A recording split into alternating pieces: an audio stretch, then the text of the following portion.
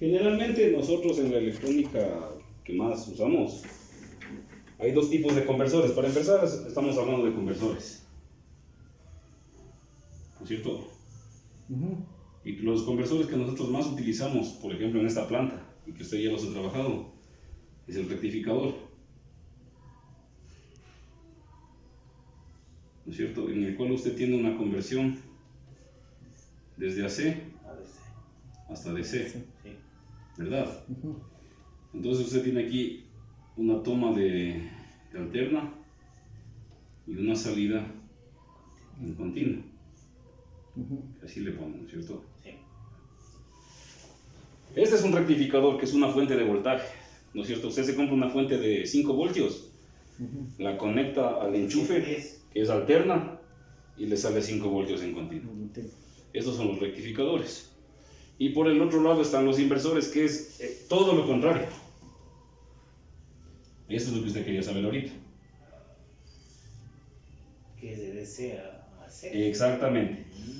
Sigue siendo un conversor, pero este es un AC-DC, entonces este es un DC AC. ¿No es cierto? Entonces al entrada usted ¿qué tiene? Tiene una señal de continua y a la salida una señal de alterna.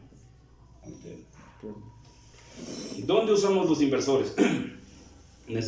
Usamos en equipos que necesiten tener alterna en su salida para funcionar. Por ejemplo, ¿se acuerda que antes venían en los buses para poner los televisores normales? Ponían un televisor como el que nosotros teníamos antes de radio. El televisor funciona con alterna. El televisor no funciona con continua. Entonces ahí ponían un inversor. Le conectaban a la batería, porque la batería es continua. Le conectaban a la batería y el inversor sacaba alterna. Y ahí sí enchufaban el televisor. Eso es un inversor. Es un conversor de DC a AC. Igual la entrada, en ambos mismos, en rectificadores y en inversores, las entradas son variables, dependen del rango.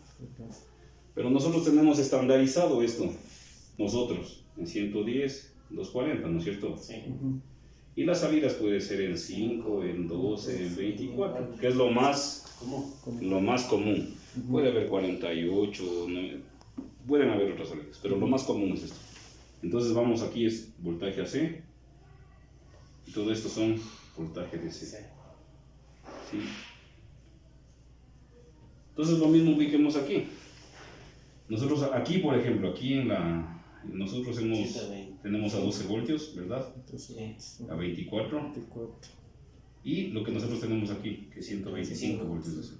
Es lo que tenemos aquí, ese banco de baterías. Y la salida igual, nosotros ¿qué podríamos tener? Salidas a 110 generalmente, voltios AC, 240 voltios AC.